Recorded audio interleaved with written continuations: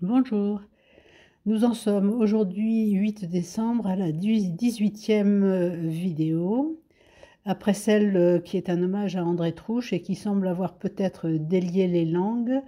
Les agresseurs d'André Trouche, pour ceux qui courent encore, vont-ils être démasqués? Un autre personnage est important à Montbazin, c'est Pierre-Paul Poulalion, 1801-1872, qui en son temps aussi était secrétaire de mairie à Montbazin et qui avait eu son heure de gloire comme écrivain et poète. Et il se dit que l'inscription à l'entrée du cimetière de Montbazin est de lui, ce cimetière qui vous dit « Nous vous attendons ». Alors certains, bien sûr, sont déjà partis, emportant avec eux leurs secrets dans la tombe.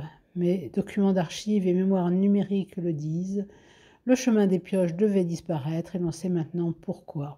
Car un certain nombre de langues se sont déliées sous forme d'un enregistrement sonore qui circule un peu partout sur des clés USB. Alors, une mauvaise conscience se serait-elle élevée dans le désert, à l'heure où la Camarde rôde avec son poids de culpabilité? Le temps n'efface en effet pas l'effroi d'une profonde nuit, celle de l'agression d'André Trouche, mort pour s'être opposé à ce projet d'aliénation du chemin des pioches. L'hommage que nous lui avons rendu aura-t-il réveillé les vieux démons ou bien fait craquer la digue des mauvais souvenirs et celle des rancœurs si longtemps contenues au fil des inondations répétées de l'avenue de Villeveyrac? Le Léviathan, je l'annonçais depuis déjà plusieurs mois, car l'eau dicte sa loi, et Montbazin ne peut plus taire maintenant ce dossier caché du détournement des eaux d'amont nord-ouest par le chemin des pioches. Comme dirait l'autre, il s'agissait en effet de construire et compagnie. Tout le monde savait, mais tout le monde se tenait par la barbichette, qui peut-être par le magot des droits d'eau, ces mopes diverses et comptabilités à entrées multiples. Ah, dis-moi qui est ton comptable et je te dirai qui tu es. Qui par les menus services mutuels et avantages en nature, qui par les petites attentions piègent en effet les uns et les autres dans le don qui crée la dette et font de leurs destinataires des obligés contraints au silence. Alors, mortel épris de justice ou ange exterminateur, qui que tu sois, loué sois-tu par toutes les victimes de ce drame villageois et de toutes leurs victimes. Sur la diapositive suivante, que nous révèle en effet cet enregistrement sonore devenu largement public et commenté de ci, de là. Il s'agit d'un dialogue entre deux hommes que nous dénommerons P1 et P2 pour respecter leur anonymat. La date et le lieu ne sont pas identifiables, mais peut-être connus des seuls initiés. La conversation retrace l'histoire du chemin des pioches dans leur mémoire. Mais, après une analyse mot à mot, nous en ferons une analyse critique fondée sur une enquête menée depuis plus de 3 ans à partir de l'inondation du 23 octobre 2019. En voici d'abord la reproduction fidèle, expurgée de toute identification de personne. C'était quand X1 était adjoint et il s'est arrangé pour construire et compagnie. Oh, et puis le chemin, il a dû être rechargé plus bas, parce que ça s'est éboulé à mesure, comme ça fait partout. 20 ans, 30 ans, t'as déjà ça de hauteur. Et puis, comme dit P1, ça les arrangeait que le chemin, il disparaisse. Pas compliqué. Là-haut, ils l'ont vendu. Mais c'est pas X1 qui l'a vendu. Mais alors qui? La partie haute du chemin des pioches continuait jusque chez moi, tout le long. X2 et tout ça, ils l'ont vendu à ceux qui ont acheté pour construire. Ah, oui, oui. Oui, oui, le chemin, ils l'ont inclus dans le terrain. Il a disparu. Ah, merde alors. Et le géomètre a été... A été quoi? On se demande. Diapositive suivante. Suite et fin. Ah, je sais qu'une fois X3 avait vu avec X4, il commençait à mettre des piquets. Mais c'est bien là, ça, là-haut. Oh, et puis après ça, il s'en foutait, et puis comme ça. P1. Mais moi, j'ai le titre de propriété indiscutable. Ah, putain, mais là, je ne comprends pas pour aller chez vous. Vous passiez par là? Mais non, mon grand-père, quand il a acheté le terrain derrière, la partie basse de chez moi, au-dessous de la maison, il n'y avait pas d'accès. Il passait, c'était le chemin des pioches, et il passait par le chemin des pioches pour aller à sa... Il passait pas par là? Mais non, pas par là, il passait par en bas. Ah, d'accord. Nous pouvons donc en déduire deux premiers éléments. Un, que P1 est bien le propriétaire du chemin des pioches acheté par son grand-père, ou du moins il l'a été. et que ce chemin était bien la seule voie d'accès à sa parcelle, depuis le village en contrebas, sans passer par l'avenue. Alors, pourquoi s'est-il dépossédé par le géomètre qui a été quoi? L'analyse critique de ce dialogue maintenant. Si sa parcelle était enclavée, comment aurait-il pu obtenir un permis de construire? Par contre, une fois la maison construite, il n'avait plus besoin du chemin, s'il bénéficiait d'un droit de passage chez le voisin. Sinon, il aurait bien dû faire une action en revendication de copropriété. Pourquoi celle-ci n'a-t-elle pas eu lieu?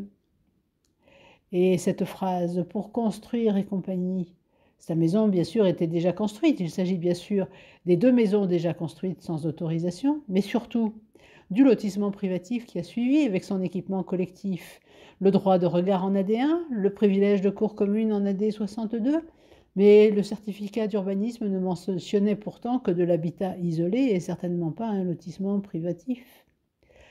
Et puis aussi le projet d'urbanisation de part et d'autre du contournement ouest de Montbazin, que nombre de propriétaires fonciers attendent encore pour viabiliser et vendre leurs terres d'amont ouest.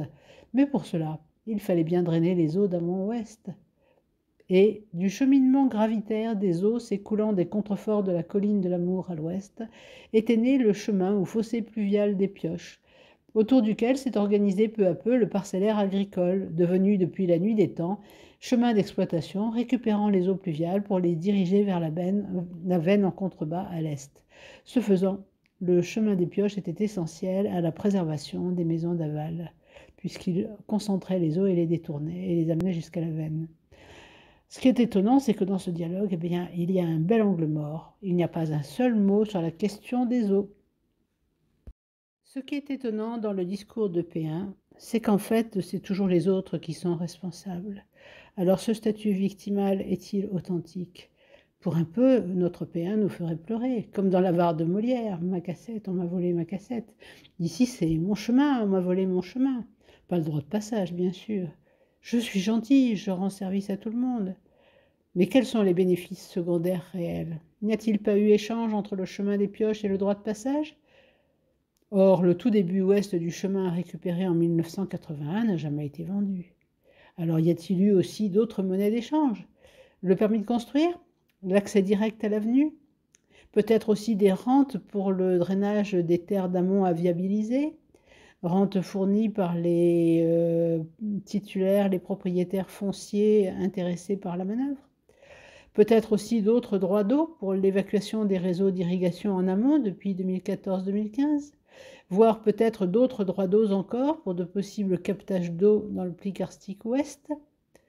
En fait, la voie du chemin des Pioches était ouverte depuis l'agression d'André Trouche, alors autant que tout le monde en profite, riverains compris.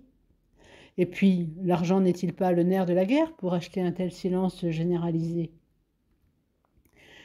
Il faut noter que ce chemin avait déjà été acheté avec l'argent de la guerre. Y avait-il un précédent à risque de chantage dangereux? Sur la diapositive suivante, le deuxième élément qui est très surprenant, c'est ce morceau de phrase « Le chemin a disparu ». Mais peut-on réellement faire disparaître un chemin? S'agirait-il d'une pensée magique prenant ses désirs pour une réalité?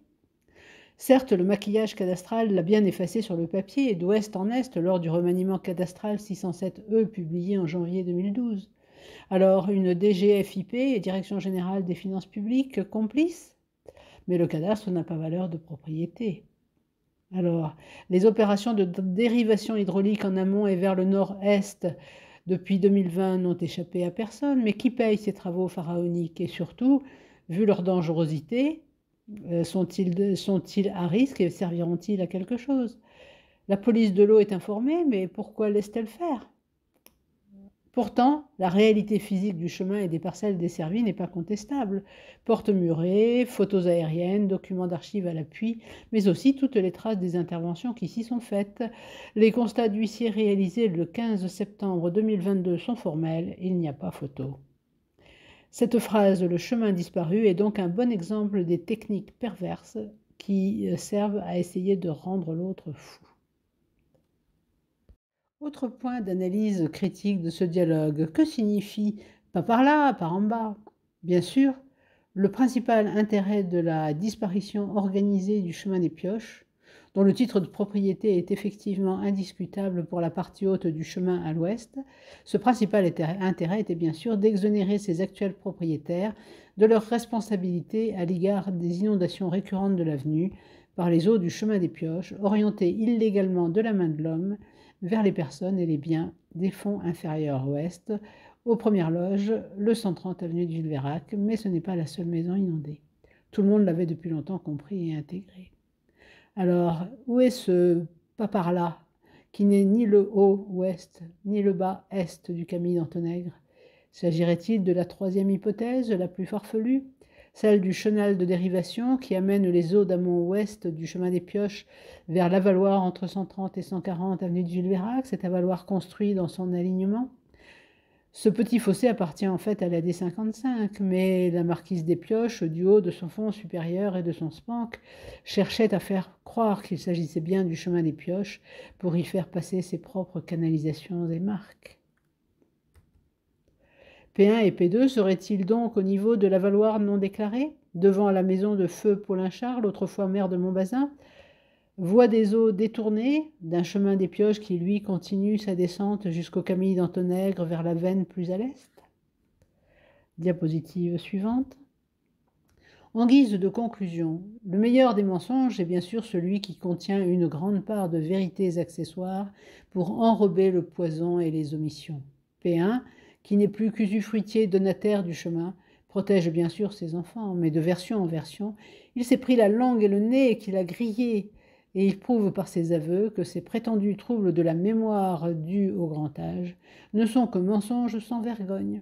N'ayez crainte, il vous jouera sans doute la grande scène de l'émotion et du dévouement, intérêt bien compris et monnaies trébuchantes à l'appui, qu'il se sacrifie pour le bien commun. Menteur pathologique ou simulateur, à vous de choisir, l'essentiel est de ne pas être dupe. N'hésitez pas à le faire parler, se vanter de ses actions n'est pas le moindre de ses défauts. P2, qui connaît parfaitement la situation, lui aussi se montre plus prudent pour se protéger des uns et des autres. Mais c'est pourtant lui qui donne l'information essentielle, celle du mobile de toute cette affaire, pour construire.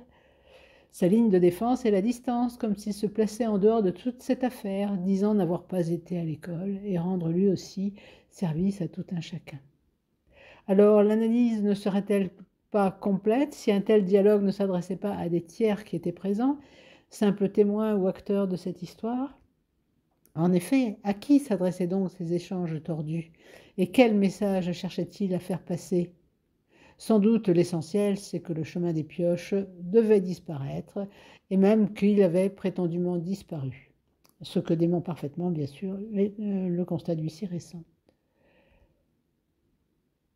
Il est donc maintenant temps que la vérité émerge, que le Léviathan soit effectivement mis à mal et éliminé par l'ange exterminateur.